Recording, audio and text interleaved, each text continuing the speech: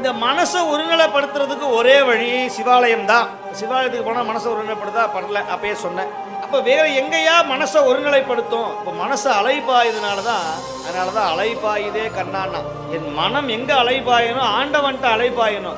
ரமணன் சொன்னாரு, அதுவுமே தேவையில்லடாங்கிறார். கடவுளே ஒரு காலத்தில் தேவையில்லைங்கிறார். என்னையா அப்படி சொல்றீங்க? நீ தியானம் பண்ணும் போது கடவுளை தியானம் பண்ணு, அந்த தியானத்தினுடைய முதிர்வு ஏற்படும் போது அந்த கடவுளே உனக்கு தேவையில்லை, தூக்கி போட்டுருங்கிறார். எப்படி ஒரு விறகு எரிக்கும் போது ஒரு சின்ன குச்சியில் வச்சு விறகு எரிப்பாங்க, அந்த விறகு கொளுத்துன உடனே அந்த தீக்குச்சியும் அதுக்குள்ளேயே போட்டுருவான். அந்த மாதிரி இந்த மனம் ஒருநிலைப்படுறதுக்கு ஒரு இடம் தேவை, ஒரு கடவுள் தேவை. அது இயேசுநாதரா, அல்லாவா, புத்தரா, அதெல்லாம் தேவை கிடையாது. யாரோ ஒருத்தர் நினைச்சு தியானம் பண்ண, மனசை ஒருநிலைப்படுத்து.